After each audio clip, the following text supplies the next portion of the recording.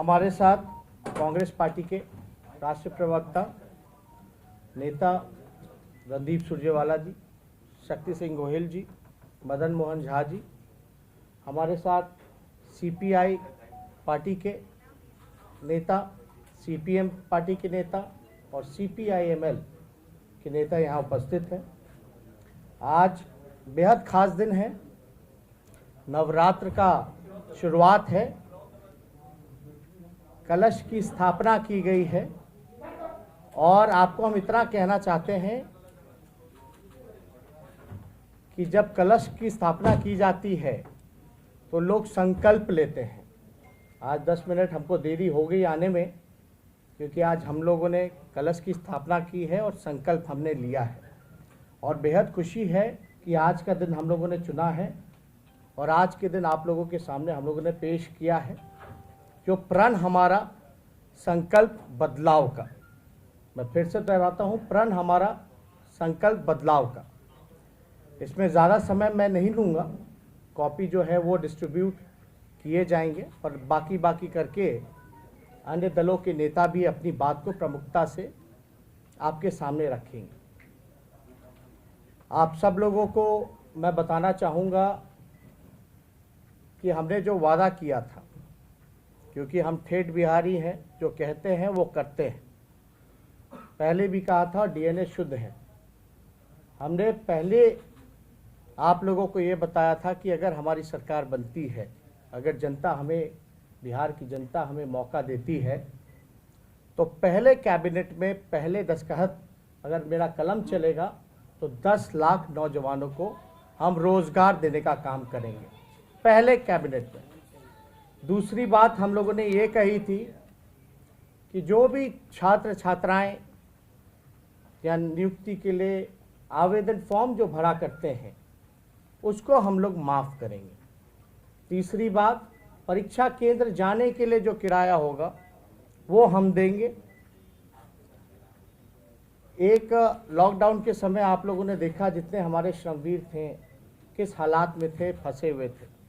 अभी भी कोरोना काल ख़त्म नहीं हुआ है और अभी भी आप देख सकते हैं, हम तो दिल्ली एयरपोर्ट जाते हैं, बड़ी संख्या में लोग जो हैं दिल्ली, बॉम्बे फ्लाइट से बल्कि लोग वापस जा रहे हैं। रेलवे स्टेशनों की हालत आप लोगों से छुपी नहीं।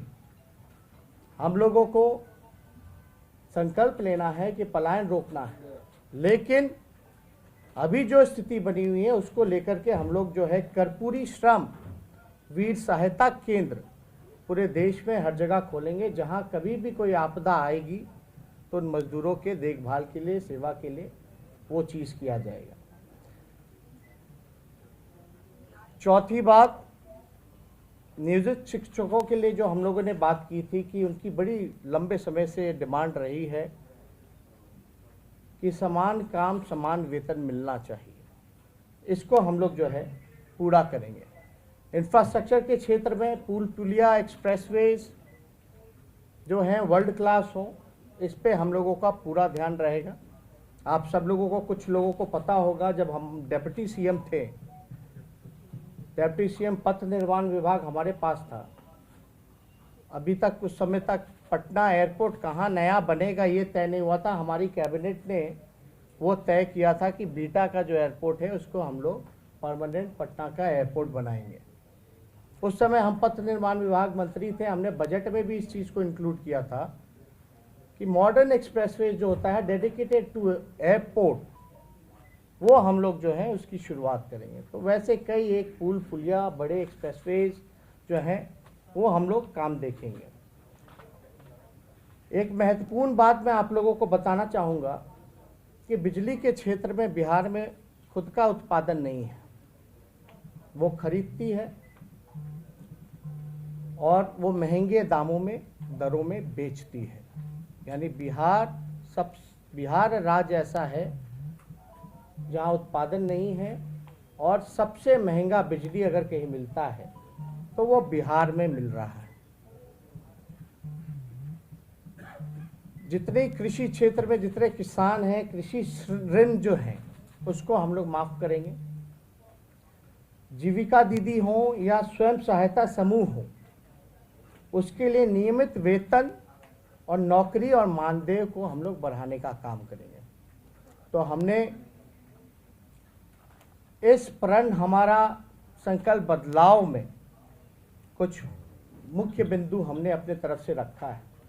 लेकिन आप जानते हो बिहार में डबल इंजन की सरकार है। यहाँ से लगभग नीतीश कुमार जी 15 साल से बिहार के मुख्यमंत्री हैं।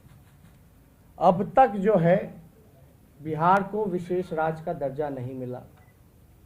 कोई डोनाल्ड ट्रंप तो आके नहीं देने वाले हैं यहाँ, अमेरिका के राष्ट्रपति। आप देखिएगा मोदी जी ने पिछले 2015 के चुनाव में कहा था कि शुगर मिल जो मोतिहारी का है वहाँ का चीनी का चाय वो पिएंगे। बिहार में आप देखिए जूट मिल हो, पेपर मिल हो, शुगर मिल हो, राइस मिल हो, सब ठप पड़े हैं, बंद हो गए। इसके उपाय के लिए कुछ नहीं किया गया। बल्कि बिहार में उत्पादन अगर होता है मकई का, लीची का, गन्ने का, केले का, इसके लिए कोई व्यवहारिक फूड प्रोसेसिंग यूनिट्स नहीं खोले गए। इन सारी चीज़ों में हम लोगों का ध्यान रहेगा। लेकिन सबसे महत्वपूर्ण चीज़ें जो हैं कि भैया बेरोजगारी, आज हम कहीं भी जा रहे हैं, कल से हमने शुरुआत की, लोग इतने आक्रोश में हैं, नाराज हैं मौजूदा सरकार से। लाखों करोड़ों लोगों जो रोजगार भी करते थे उनका भी रोजगार छिन गया। छोटे मोटे जो व्यवसायी हैं उनका व्यवसाय जो है वो ठप हो गया और सरकार का कोई ध्यान नहीं। बाढ़ है, सुकाड़ है, अब तक केंद्र की टीम नहीं आके देख के गई कि बाढ़ से कितने लोग प्रभावित हुए। लगभग 80 से 85 लाख आबादी, 18 जिला। लेकिन अब तक कमेटी टीम कोई नहीं आया जांच करने की भैया क्या फसल का नुकसान हुआ, किसका घर का नुकसान हुआ, किसके मवेशी का नुकसान हुआ। कोई आकलन नहीं किया गया। ऐसा लग रहा है बस कुर्सी पाने की होड़ में सब लोग लगे हुए हैं। लोग बड़ी बड़ी बातें करते हैं कि भाई मेरा काम सेवा का है, मेवा का नहीं है। लेकिन मेवा के लिए बताओ 60 घोटाले हुए हैं इस बिहार में। सृजन घोटाले जैसे लोग, जो लोग थे सृजन घोटाले में जो लोग अभियुक्त, वो लोग खुलेआम घूम रहे हैं, उनको गिरफ्तार नहीं किया जा रहा।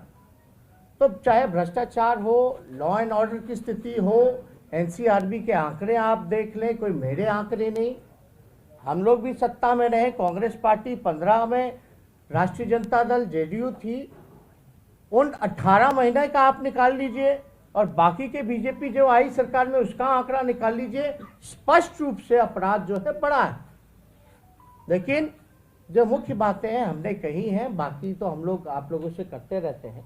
ज़्यादा समय हम ना लेते हुए, मुझे पूरा विश्वास है बिहार की जनता पर कि जो विकल्प हम लोगों ने, महागठबंधन के लोगों ने, आरजेडी, कांग्रेस, लेफ्ट की तीनों पार्टियों ने एक साथ आकर के बिहार की जनता के सामने जो संकल्प लिया है, जो प्रण है हमारा, उसको हम लोग सरकार बनने के इमीडिएटली बाद ही उसको पूरा करेंगे। और हमने तो पहले भी कहा कि पहले कलम अगर मेरा चलेगा कैबिनेट मीटिंग में, पहले कैबिनेट मीटिंग में, तो 10 लाख नौजवानों को रोजगार। 10 लाख लोग सोचते हैं कहाँ से आएगा।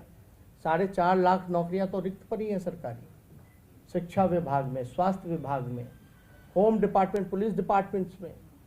एक उदाहरण दे दें, मणिपुर छोटा राज्य है, वहाँ 1 लाख आबादी पर 1000 पुलिसकर्मी हैं और बिहार में 77 हैं केवल 1 लाख की आबादी पर। तो आप अंदाज़ा लगा सकते हैं। तो ज़्यादा कुछ हम ना कहते हुए आप सब लोगों को धन्यवाद देते हैं और फिर से पुनः मैं नवरात्र की शुभकामना पूरे बिहार और देशवासियों को देना चाहता हूँ, आप लोगों को देना चाहता हूँ। बहुत बहुत धन्यवाद। मैं आग्रह करूंगा हमारे साथी रणदीप सुरजेवाला जी। शुक्रिया तेजस्वी जी, शक्ति सिंह जी, मंच पर उपस्थित सब नेतागण, पत्रकार, छायाकार बंधु। तेजस्वी जी ने भविष्य के बिहार का एक अमली जामा आपके सामने रखा है। ये चुनाव है क्या और हम सब इकट्ठे क्यों हैं, हम केवल 2 मिनट लेकर आपको कहेंगे। ये चुनाव नई दशा बनाम दुर्दशा का चुनाव है। ये चुनाव नया रास्ता और नया आसमां बनाम हिंदू मुसलमान का चुनाव है। ये चुनाव नए तेज, नई तरुणाई बनाम फेल तजर्बे की दुहाई का चुनाव है। ये चुनाव खुददारी और तरक्की, जिसकी चर्चा आपने की, बनाम बंटवारा और नफरत का चुनाव है। जेडीयू, भाजपा, नीतीश बाबू, सुशील मोदी जी ने बिहार की पीठ में वार किया है। बिहार खुददार है, सब कुछ स्वीकार कर सकता है, धोखा नहीं। भारतीय जनता पार्टी के खिलाफ वोट मांगकर, जैसा आपने फरमाया, सरकार बनाई और फिर सृजन घोटाले के फेविकॉल से सरकार चलाई। ये वही भारतीय जनता पार्टी तो है जिन्होंने बिहार के डीएनए पर सवाल उठाया था, पर वो डीएनए की बात बताने वाले निर्मम बाबू या कुशासन बाबू, हम क्या कहें दोनों में से, वो अब डीएनए का नया मतलब निकाल पाए, और वो है दम नहीं आप में, कि वो भारतीय जनता डीएनए दम नहीं आप में, क्योंकि वो डीएनए का सही मतलब जो वो समझते थे वो उन्होंने हमें नहीं बताया था। ये लोग सिर्फ जबान नहीं, कलम के भी बेईमान हैं। कलम की बेईमानी से इन्होंने बिहार का ईमान लूटने की कोशिश की है, और जब दो षड्यंत्रकारी दोस्तों साथ आते हैं तो स्वाभाविक है षड्यंत्र तो होगा ही। भारतीय जनता पार्टी 3 गठबंधनों में चुनाव लड़ रही है। एक गठबंधन है जेडीयू और बीजेपी का, जो आपको नजर आता है। एक गठबंधन है बीजेपी और एलजेपी का, जो आप समझते हैं। एक गठबंधन है बीजेपी और ओवैसी साहब का। 3 ठगबंधन जो हैं उनके साथ बीजेपी इस बिहार के चुनाव में उतरी है। बाकी के सब मुद्दे आपने उठाए और तेजस्वी जी से हम सब दलों ने चर्चा की थी। मैं केवल एक छोटा सा मुद्दा आपके समक्ष रखूंगा। किसान और नौजवान, यही तो बिहार है। उसमें मजदूर भी आ गया, गरीब एससी-बीसी के हमारे भाई भी आ गए। खेती पर एक सुनियोजित तरीके से मोदी सरकार ने हमला बोला है। भारतीय जनता पार्टी की केंद्रीय सरकार देश की हरित क्रांति को हराना चाहती है, और बिहार का चुनाव कहीं ना कहीं इस यहां के किसान, मजदूर, गरीब, पिछड़े, दलित, वो सारे साथियों को इस षड्यंत्र को विफल करना है। इसकी शुरुआत भी नीतीश बाबू ने 2006 में की थी, जब एपीएमसी की मंडियां खत्म की थी। क्या मोदी जी और नीतीश बाबू ये बताएंगे कि अगर सारी मंडियां खत्म हो जाएं, अगर कुछ रहे ही ना, तो किसान को एमएसपी यानी न्यूनतम समर्थन मूल्य कैसे मिलेगा, कौन देगा और कहां देगा?